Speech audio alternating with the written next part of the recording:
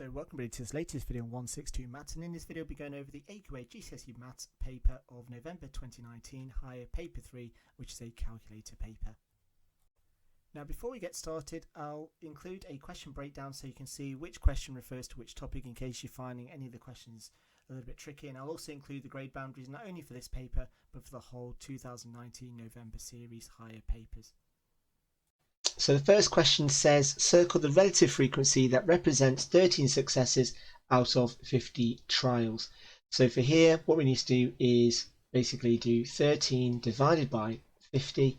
And if we work that out on our calculator, which I'm just going to find now.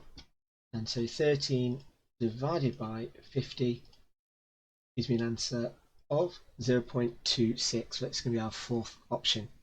The next question then says that the equation of a straight line is 2y, work out the gradient. Now when working out the gradient and using y equals mx plus c, you need to make sure that you have got y equals mx plus c. So what we need to do is, because we've got 2y, we need to divide all of these together. So here the gradient is 3, so if I divide that by 2, it's going to be 3 over 2 or 1.5, so this is the second option. For question 3, it's just about expanding the bracket, so that is expanded and simplified. Circle the term which is part of the answer. So again, the easiest way to do this is to just basically do the expansion. So 2x times 3x is 6x squared plus 10x and then minus 12x and then minus 20. So simplifying this, we get 6x squared minus 2x, I don't know what I was doing there, minus 20, and the only one of those three options that we've got is the second option, which is minus 2x. Then moving on to question 4, it says when rounded to 3 sig fig, x equals 3.37, and the question is asking us to circle the correct error interval.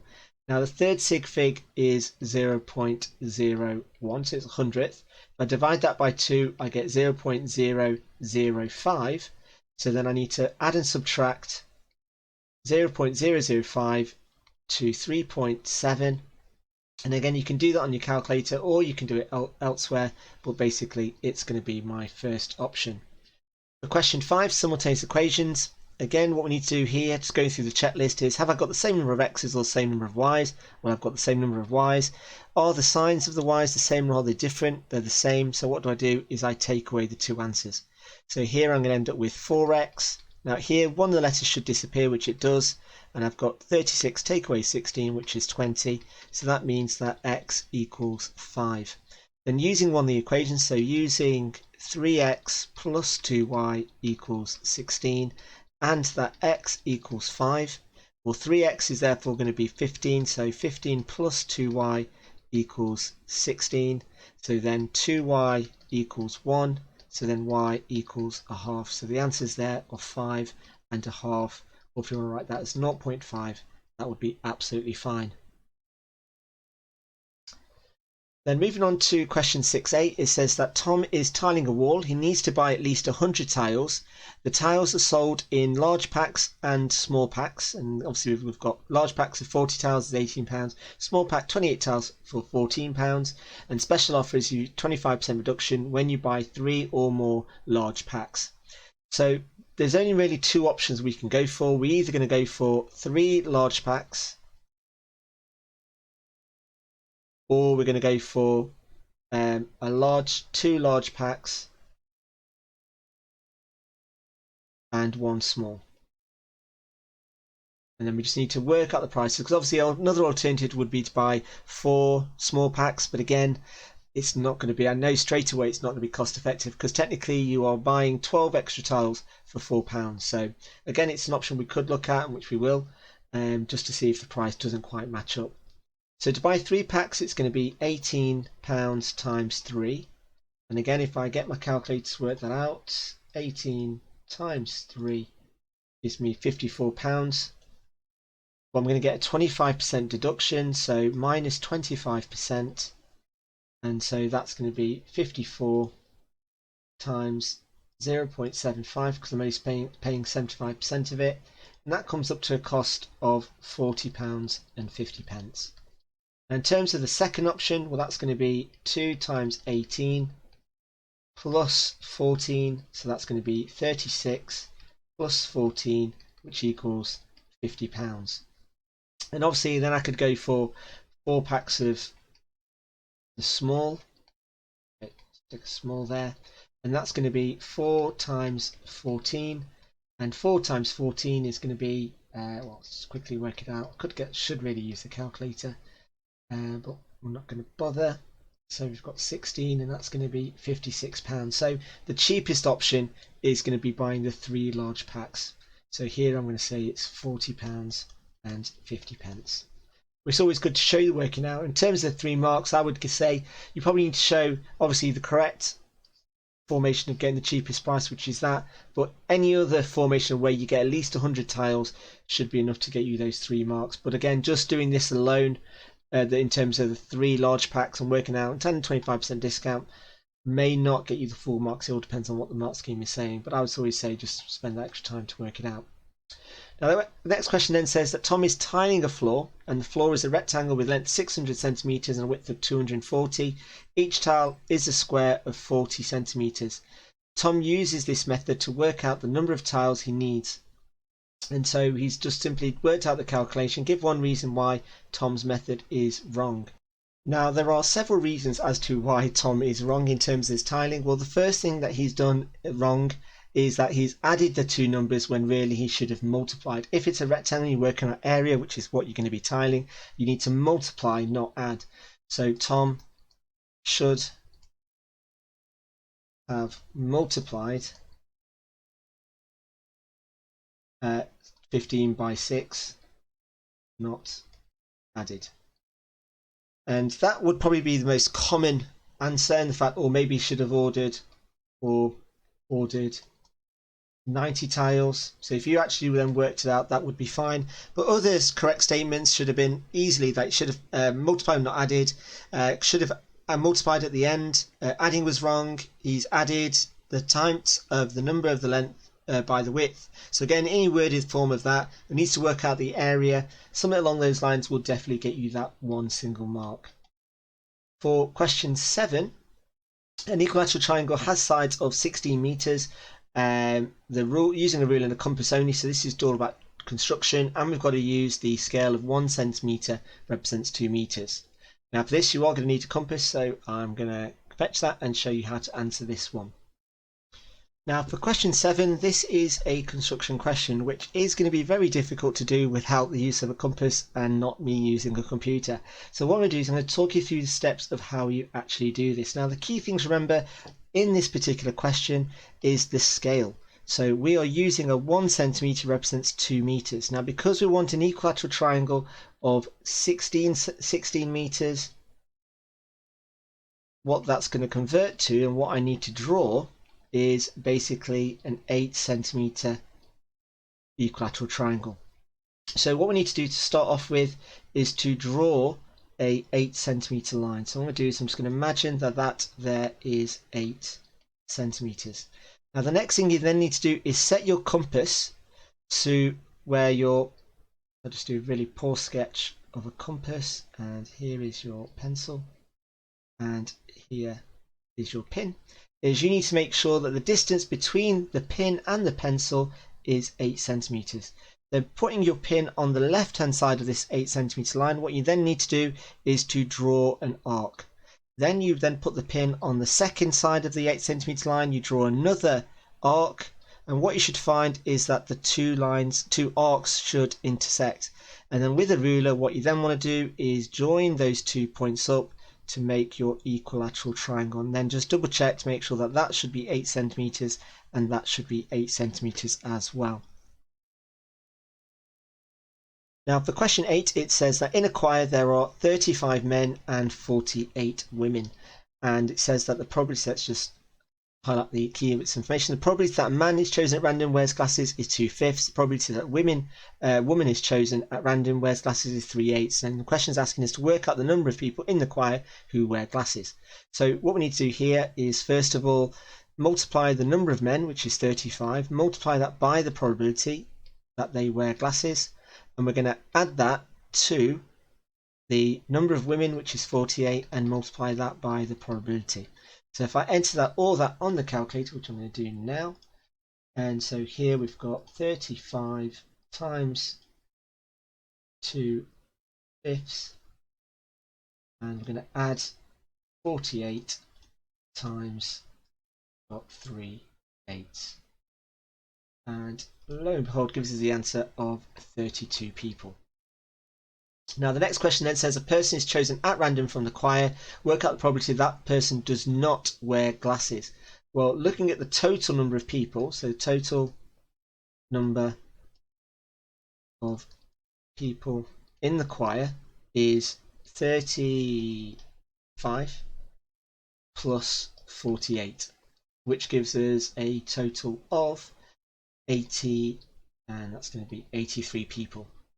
Now from this, 32 wear glasses, so all I need to then do is just do 83 take away 32, which gives me an answer of 51.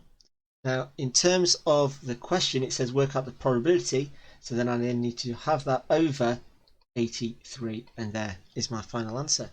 Now if I was to give it as a decimal, so either 0.61 or as a percentage, then that would be fine. But personally speaking, I would write it as a fraction, or I would write it as a decimal. In terms of question 9, the question 9 says that a pie chart shows the information about people who work at a theme park. It says there are 400 people, more women than men. Just get my words out right. And the question is asking us to work out the number of children. Now there's a couple of ways in which you can approach this particular question. Let me just zoom out so we've got a bit more room. Now, in terms of this, we can see that the difference in terms of the angle, which is 30, so 30 degrees must be the difference between the men and the women. So 30 degrees equals 450 people. So that means that 1 degree must represent 450 divided by 30, so 450 divided by 30 equals 15 degrees. So 1 degree equals 15 people. Now I then need to work out what the angle of the children is. So the angle for the children is going to be 360 minus 65 minus 35. And again, if I just quickly work that out on my calculator, then what I end up with is 260. So therefore then, if I then, that's how many degrees there are. Well, if 1 degree is 15, I've just got to do 260 times 15, and I get 3,900. And so that's how many children there are. Which kind of makes sense because obviously if you look at the pie chart, although it looks like a big number in comparison, 30 degrees is 450, so it's not 450 is not either the men or the women, that's just the difference. So you are going to expect bigger numbers. Now in terms of question 10, so question 10 says that density equals mass over volume. The mass is divided by 2 and the volume is multiplied by 4. What happens to the density? Well, dividing by 2 is the same as multiplying by half, so that's the same as times 0.5. And if I multiply the volume, which is times 4, so if I then got 0.5 over 4, well that then gives me 8, so 1 over 8. So here that's going to be the same as dividing by 8, so here that's going to be the option that we need to select. Now for question 11 it says work out the cube root of 512 in the ratio of the reciprocal of 0.4. So here I've got the cube root of 512, which again if I work that out on my calculator, shift cube root of 512, that gives me 8. And the reciprocal of 0.4, and reciprocal just means 1 over. So if I just do 1 over 0.4 equals 2.5. So here is my ratio of 8 to 2.5. Now what we're wanting is we're wanting the right hand number to be 1. So I've got to divide that by 2.5, and that means I've got to then divide this by 2.5. So here I'm going to end up with 1. And 8 divided by 2.5, I just quickly work that out on my calculator, gives me an answer of 3.2. And there is my final answer for question 11.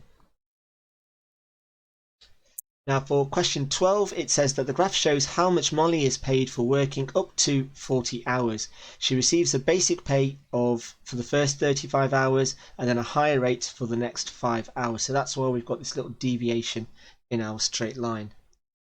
So the question is asking us work out the difference between the higher rate pay and the basic rate pay. Give your answer in pounds per hour. Now to work this particular question out, what we need to do is work out the rate of pay in terms of these two areas here. So the rate of pay for this, all I need to do is just divide the two numbers together. So here I've got 280 divided by 35. And if I work that out, so let's just get the calculator out. So 280 divided by 35, and that gives me a value of 8. So we're getting £8 an hour. Now for this area here, well, that's got a gap of 70 going up divided by 5, and 70 divided by 5 is 14, so that's going to be £14 per hour. And the question is asking us to work out the difference, so the difference therefore is going to be 14 take away 8, which is £6. So the difference in the pay is going to be £6. Let's just write that there. Now, question 13 says that Naga states the hypothesis that most people read more than 100 books per year. She asked a sample of 5 people in a book club how many books they read last month. The table shows the results. And the question is asking us for part A, show how Naga could use the data to support her hypothesis. So what Naga could do is to work out, let's get a pen that works. So she could work out how much each person read in a year, and she could do that by multiplying their monthly answers by 12, and then she could work out the average. So work out the average and see if it's above 100. So what we'd have to do here is if we added up all of these numbers, so we've got 10 plus 11 plus 8, let's sort that sign out, plus 10 plus 13. I'm going to multiply that by 12 and divide that by 100. Well, actually not divide that by 100 because we've already got 5 people. So divide that by 5 and see if it equals over 100, in which I think it's 124.8, which is above 100, so she's correct. Now, do we need to go into that much detail? Maybe for 2 marks. I don't think we did, but again, something along the lines of that you'd work how you'd use the data to show that Naga would support her hypothesis. We go from there. Now the next question says give 2 reasons why the sample should not be used to support her hypothesis. Now there's going to be several answers on this one, so you could say that her sample is biased. And the reason for that is because she's asking a book club. She's asking people who we know read. Obviously not going to go to a book club and not read. And obviously the second reason why it shouldn't be used is because the sample size is too small. And if you've done any form of statistics, you should know that any sample size you're going to record data from should be above 30, or at least a bigger percentage of the whole population. Now in other answers you could give, so again the 2 common ones are there. So they may not read at the same rate over a month. So for example, they may read more at Christmas, or they may read more in the winter because obviously not going out, and less in the summer. So any of those kind of reasons would be absolutely fine. So again, you should ask a lot more people. So any sort of variations of what I've just said in written form should be absolutely fine. The only areas where you may get only 1 mark is that she needs to use data for more months, and the results of just 5 people used. So if you only gave 1 reason, you only get 1 mark. So you need 2 reasons, obviously, 2 distinct reasons to get the 2 marks for that particular question. Now question 14 says that a graph has the equation of x cubed plus a, where a is an integer. The graph passes through the point 329. Use the graph to find the values from -3 to 3. So what we need to do is plot this. Now what we need to do here is find out what a is first. So for this, 3 is our x value and y is our 29. So what I've got is I've got 29 equals 3 cubed plus a. Now in terms of working this out, I've got 29 equals, and that's going to be 27 plus a, so a equals 2. So the equation that I need to plot is y equals x cubed plus 2. Now in terms of the range of x values that I've got, and if I just zoom out so we can actually see that, is I've got this. So I need to create a table of values. So I've got minus 3, minus 2, minus 1, 0, 1, 2, 3. And these are all my x values, and I need to work out what the y values are going to be. Now again, I can easily use a calculator, or you can just use your brain. So minus 3 cubed is going to be minus 27, plus 2 is minus 25, minus 2 cubed is minus 8, plus 2 is minus 6, minus 1 cubed is minus 1, plus 2 is positive 1, 0 is going to be 2, then 1 squared, 1 cubed, sorry, is 1, plus 2 is 3, 2 cubed is 8, plus 2 is 10, 3 cubed is 27, plus 2 is 29. So what I now need to do is plot these coordinates. So I've got minus 3 is at minus 25, so that's that point there. Minus 2 is at minus 6, which is there. Minus 1 is at 1, which is there. 0 is at 2, which is there.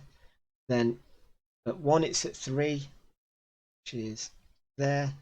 2 it's at 10, so nice easy one, and at 3 it's at 29, like so. And then what we then need to do is then join these points. Now it is really important that you do join these points up, so let me choose a different colour, and this is where it becomes an epic fail.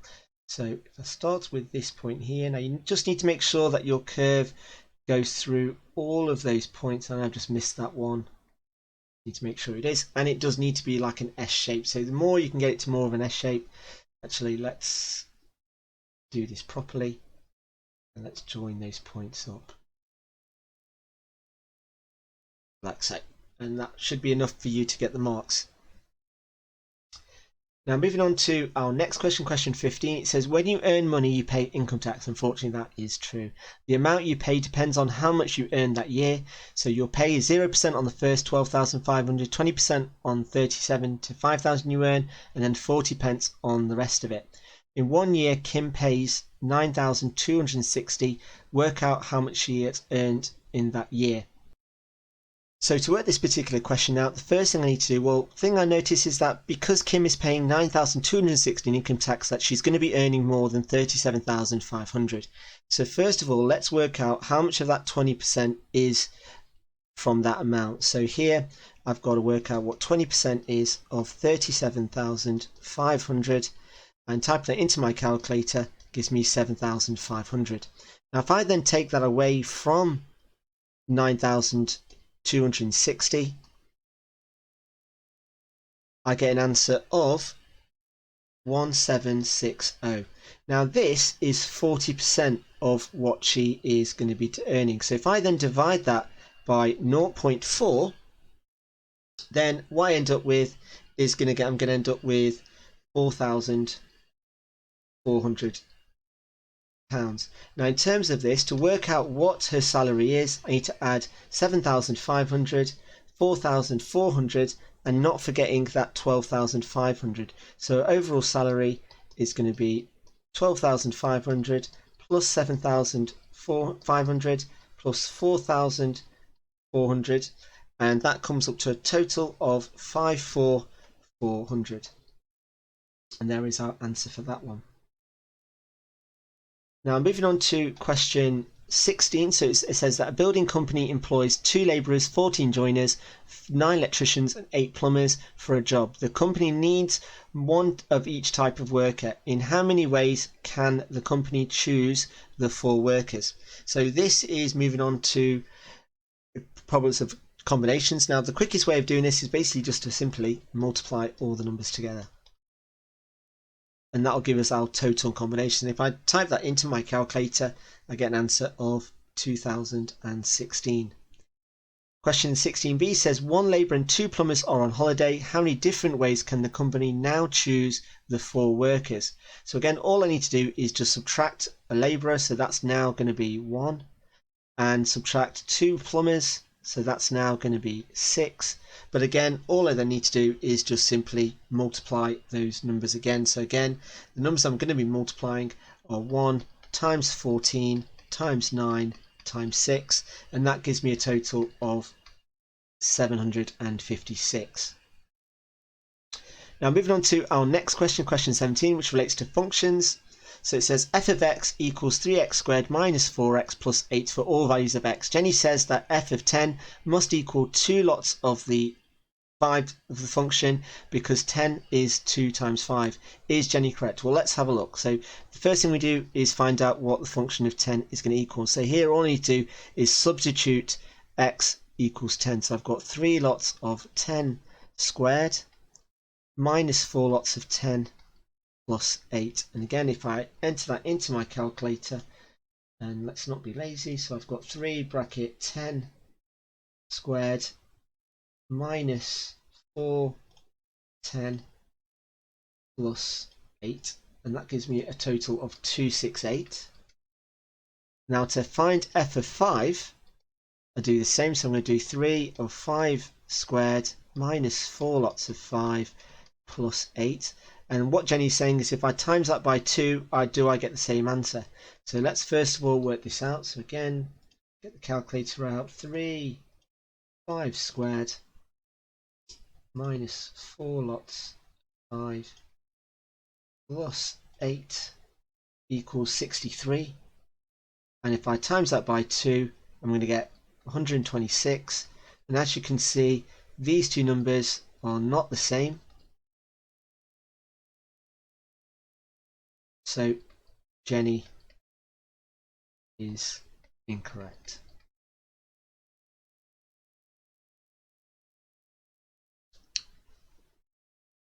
Now, in terms of the next question, question 18, it says work out the 2 roots of these two. Now, the 2 roots, circle both roots. So to work out the roots, all we need to do is make each of the brackets equal to 0.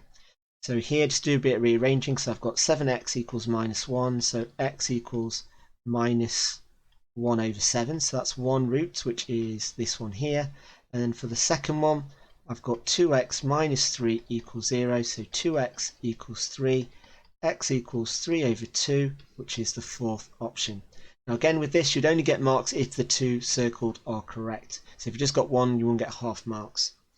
Now in question 19, it says here is a cuboid. It says DH is 8 centimeters, D to B is 13 centimeters, and the question is asking us to work out the angle of DBH. Now this question straight away looks like it's going to be a 3D trig question. So that is the angle that I need to work out. So for this, can I work it out straight away? Yes, I can, because it's just a 2D trig question. It's actually not 3D. I'll take that back. So I've got 8 and 13, and x is what I want to work out. So labelling my triangle, I've got the opposite and the adjacent, so I need to use tan. So tan x equals 8 over 13. So x is going to equal the inverse tan of 8 over 13. And if I then quickly just simply type that into my calculator, I get an answer of 31.6 something, and that's to 1 decimal place. Now because there's no rounding, if you were, didn't state what they want it rounded to, you could just write down whatever's on your calculator and that would be absolutely fine. But I certainly would have at least one number after the decimal point. 19b says use your answer in part A to work out the angle of ECG. Now let's have a look at what the angle ECG looks like. So E is here, C is here, and G is there. So it's this angle here that I'm wanting to work out. Now it's only worth 1 mark, so for this, all I then need to do is simply, well, in terms of working out the angle, that is going to be the same as basically what this angle here is. So if this angle here is 31.6, to work out what that angle there is, all I need to do is do 90, take away from 31.6, so 90 minus 31.6, and that should give you an answer of 58.4 degrees. Now obviously if you end up with a decimal, if you've round this up to let's say more decimal places, then your answer for B should be that little bit more accurate. Looking at question 20, it says that P has a coordinate of minus 1, 1, is a point on the circle with centre 0, centre O should say, and radius R. Work out the radius, work out the R basically is what we need to work out. Well, looking at this, if this is the line that I need to work out, so for example, this green line, that's R. This distance here is 1, because that's minus 1 across. And that distance there is 1. So to work out R, I just need to use Pythagoras. So it's 1 squared plus 1 squared equals R squared. So R squared equals 2. So the answer then is going to be the square root of 2. It's a nice easy question, that one, for a question. Now with question 21, it says that juice is sold in small bottles and large bottles. The volume of a large bottle is 1,125 millilitres. And we've got the ratio of a small bottle to a large bottle is 2 to 5. A cafe has large glasses and small glasses. The volume of a small glass to volume of a large glass is 4 to 7. A small bottle fills 6 small glasses with no juice left over. How many large glasses can be filled by the large bottle? Now this one is quite a big question. It's worth 4 marks. So let's have a look at what the steps we need to do first. Well, the first thing I need to do is work out the volume in a small bottle. So how do I do that? Well, I'm going to do 1,125, and that's 5 parts. So if I divide that by 5, that'll tell me what 1 part is, and I then multiply that by 2 because a small bottle is 2 parts. That gives me an answer of 450 ml. So here, that's going to be 450 ml. Now in terms of the second part, where the second mark comes in, is we then need to work out the millilitres in a small glass. Now how I do that? Well, it says that a small bottle fills 6 small glasses. So I do the milliliters of a small bottle divided by 6 because there's 6 glasses, and that tells me that the milliliters in a small glass is 75 ml. So this is 75 ml. Now the third part, what I then need to do is work out the milliliters in a large glass. Well, for that, all I then need to do, well, if 75 is 4 parts, so I divide that by 4, and a large glass is 7 parts, so I multiply the answer by 7, I get the answer of 131.25 millilitres. Now, in terms of coming up to the final question, well, it's how many glasses could a large bottle fill in a large glass? Well, if a large bottle has 1,125 millilitres and a large glass holds 131.25 millilitres, then the calculation I need to do is 1125 divided by 131.25, and if I type that into my calculator, so 1125 divided by 131.25, it gives me an answer of around about 8. So it's 8.51, I've lost the number, let's get that back, 1428. So it works out to be 8 glasses. Because obviously you don't want to go to a bar and order a fraction of a glass, so the final answer is 8 glasses. So moving on to question 22, it says that the only solution to x squared plus bx plus c equals 0 is x equals 5. Work out the values of b and c. Well, if the only answer is 5, that means that the quadratic should factorise to give me this. So all I then need to do is expand the brackets. So that's x minus 5, x minus 5. And expanding the brackets gives me x squared minus 10x plus 25. So this is going to be my value of b, which is minus 10. And this is going to be my value of c. So c is 25. So then looking at question 23, it says x to y is equal to a quarter to 2/3. What is x as a fraction of y? So for this, what it is that we're actually wanting is to write x as a fraction of y. That's going to be x over y. Now if we made that equal to what the ratio portions are, so that's x is a quarter and y is 2/3. What it is we then need to do is just simplify this right hand side. So what we've got is we've got a quarter divided by 2/3, and the rule of dividing fractions is that we flip the second fraction and turn it into a multiply. So here I've got 1 times 3, which is 3, and 4 times 2, which is 8, giving us an answer of 3/8, which is our last option. Moving on to question 27, it says shape A and shape B are shown on the grid. Describe the single transformation that maps shape A to shape B. So we're going from A to B, which is really important that we know. So for this, we know straight away that it's going to be an enlargement because the shape has changed sides, or sides I should say, not sides. So with the enlargement, we need to know the scale factor and we need to know the centre. So for the scale factor, if we pick the original shape, so just pick a side from the original, here we've got 2, and on the new shape we've got 1, so that's going to be 1 over 2, and we have flipped the shape, so it's going to be a negative, so it's going to be minus a half. So then all that's left for us to do is then find the centre. Now to do this, all we need to do is get our ruler and join the corresponding sides together. And this is going to be a lot quicker for you to do on paper. Now you don't need to do all 3 sides, you can just do 2, but to make sure you can do all of them, and just make sure that it is as accurate as you can be. Now even if your exam paper is shrunk to A5, it shouldn't make a difference. So here our centre is at this point here, which is at 1 minus 1. And you'll get a mark for each of those 3 things that you provide. Moving on to question 25, it says here is a sketch of a speed time graph for the first part of a journey. The total distance for the journey is 130 kilometers. How far is left to travel?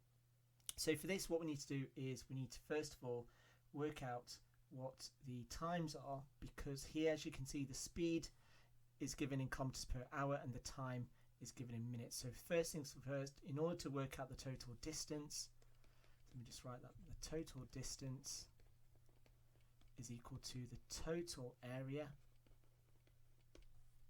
So for this, let's have a look at what we've got. So what we need to do is just label each of the sections as 3 parts. Here we've got shape A, shape B and shape C. So for this, for area or time of A, that's going to be 5 over 60. For time B, that's going to be 40 over 60. And for time C, that's going to be 15 over 60. Now if you wanted to, you could simplify each of those. That's going to be 2/3 and that's going to be 1/4. So these are the times that we've got. So instead of using these times here, so I know this here is 1/12, this length here is 2/3, and this length here is in 1/4, because obviously, what like I mentioned, we need to make sure that our time units are the same. So the next thing that's left for me to then do is find the area. So the area for A, well, that's a triangle, so it's base times height divided by 2, so that's going to be a height of 102 multiplied by the base, which is 1/12, and divide that by 2 because it's a triangle. So if I type that straight into my calculator, so 102 multiplied by 1/12 divided by 2, that gives me an answer of 4.25, and that's going to be kilometers. Then for B, well, that's a rectangle, so that's got a height of 102 and a base of 2/3. So if I do 102 times 2/3, that's going to give me an answer of 68. And shape C, which is a trapezium, so that's going to be base times, or A times B. So here this is 96, this is 102, so it's going to be 102 plus 96 multiplied by the height, which is a quarter, divided by 2. So typing that all into my calculator, 102 plus 96 multiplied by 1/4 divided by 2 gives me an answer of 24.75 kilometers. So here the total distance travelled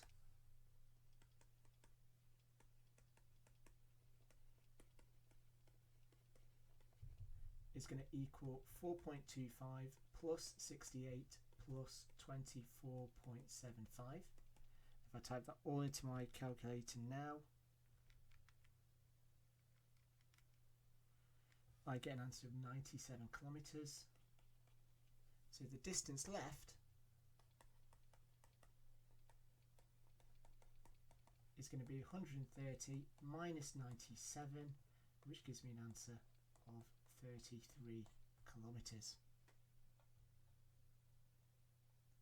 Moving on to question 26, it says here is a triangular sail, and for part A it says Vicky needs to buy waterproofing liquid for the sail.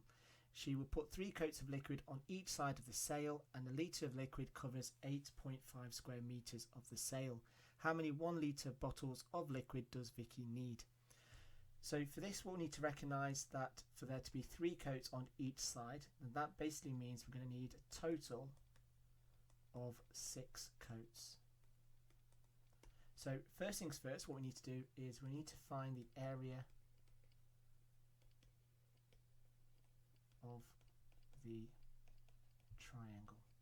Now because we don't know the perpendicular height, we're going to use the formula of a half AB sine C.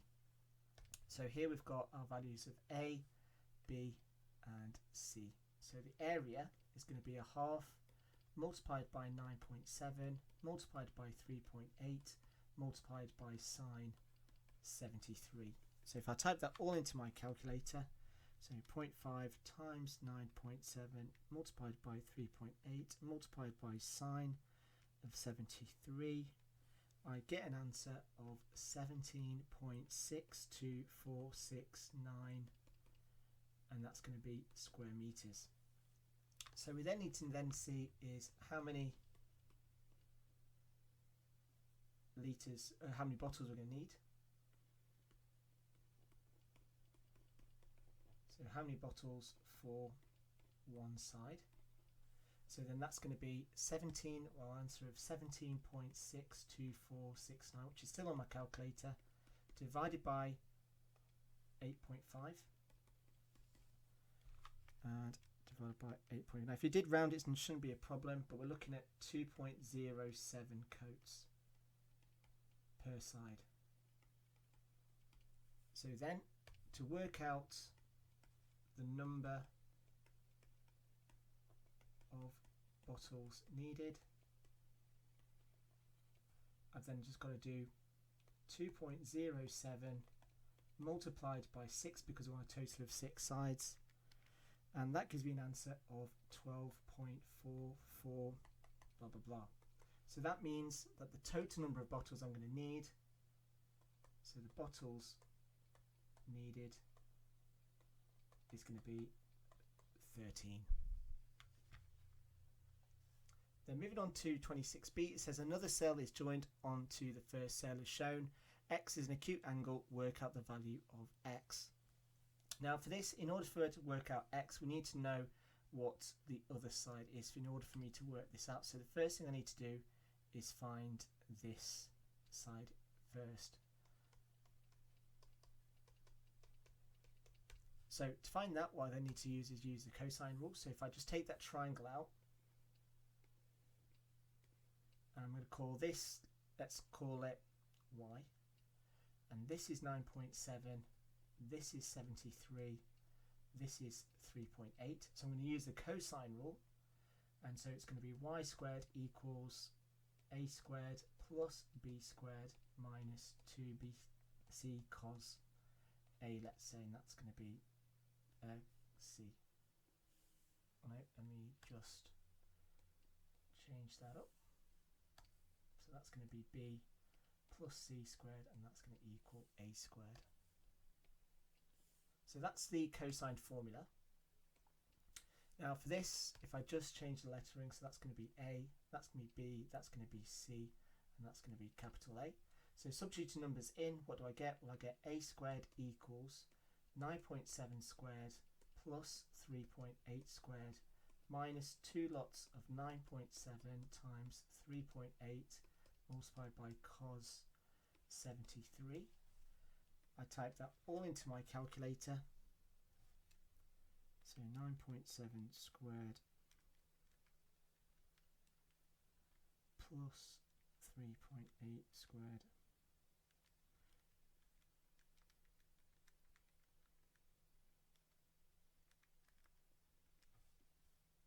and that comes up to an A squared value of 86.976. So therefore A equals square root of that, which is 9.32. 6111, blah blah blah. So this length here is 9.326111. Again, depending on how much you want to round it up to, so I'll leave do a variation of that. So now drawing the second triangle, which again is a very poor diagram I'm drawing here. Just move the screen down a little bit. So we know that this angle here is 42. We know this length here is 8. This is the angle x, which is on one to work out, and I now know that this length here is 9.326111. Again, we'll leave it to 6 decimal places just to make accurate, but if you want to write it as 9.326, that's absolutely fine. So now what we need to do is you need to use the sine rule. So the sine rule is A over sine A equals B over sine B. So labelling the sides, I've got this is A, this is going to be little a, this is going to be B, and that's going to be big B. So here I've got 8 over sine 42 equals 9.326111 over sine x. And we just need to do a bit of rearranging. So here I've got 8 sine x, do cross multiply, equals 9.326111 multiplied by sine 42. I then take the 8 over, so sine x equals 9.326111 multiplied by sine 42, all divided by 8, and then x is going to equal the inverse sine of all of that, so 9.326111 multiplied by sine 42, all divided by 8, and if I type that all into my calculator, I should have an answer of, and just bear with me. Now again, your answer might be slightly different because of rounding.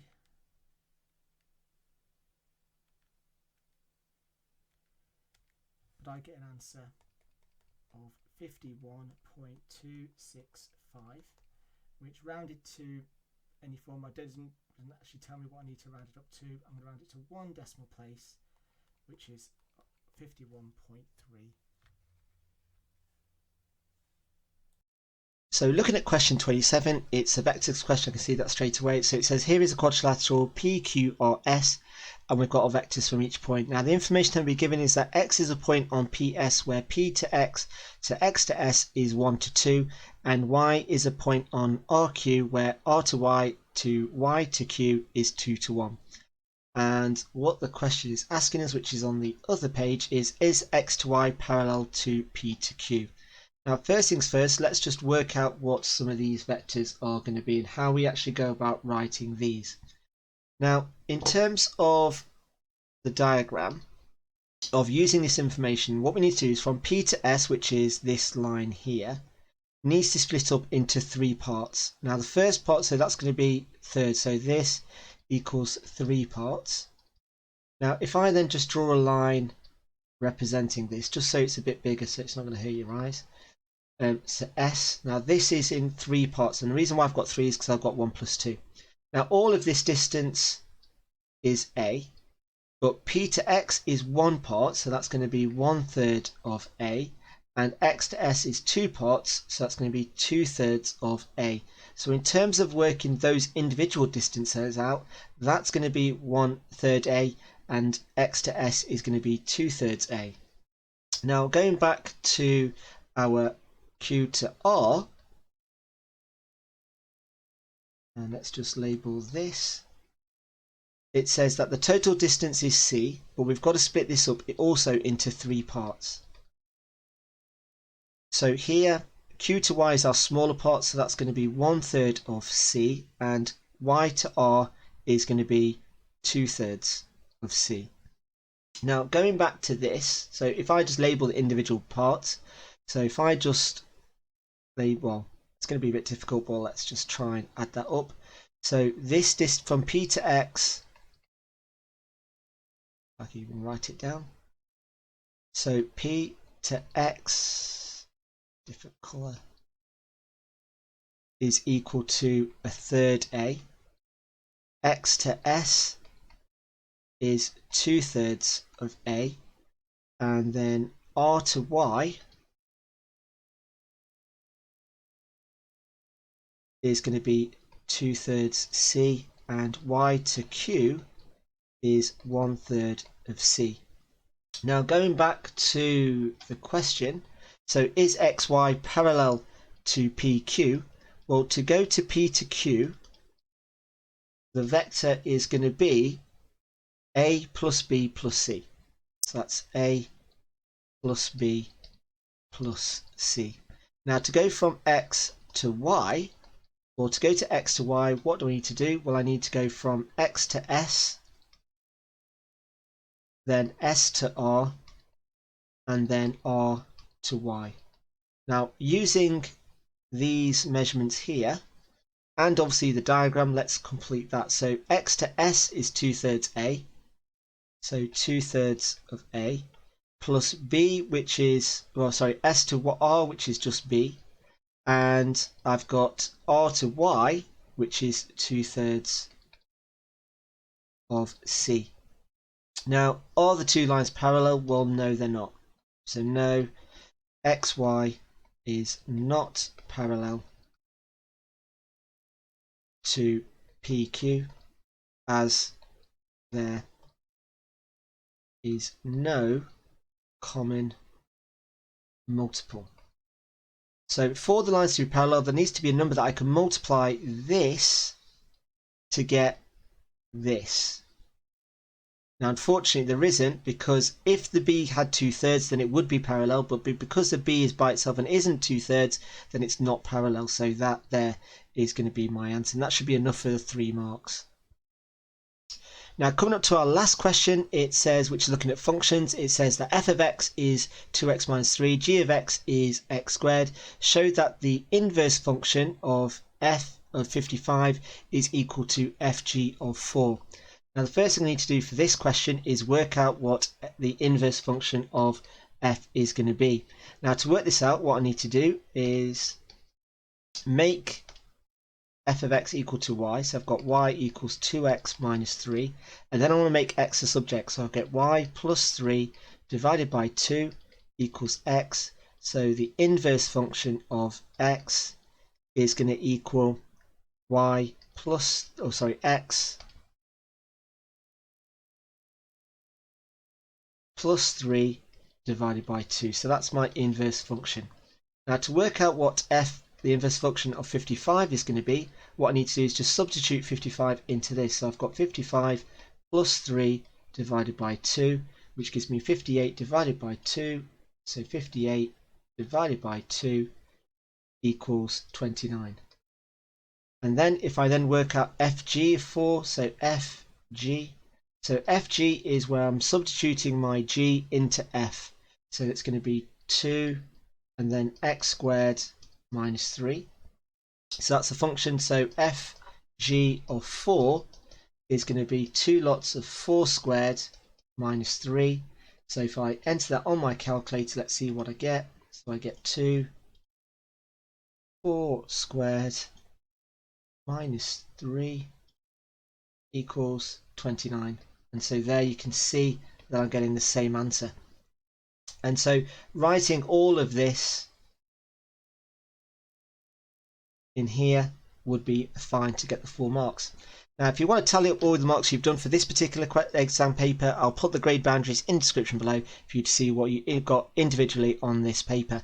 Now also attached in the description I will put the final combined grade boundaries of all the total scores of the 3 papers added together.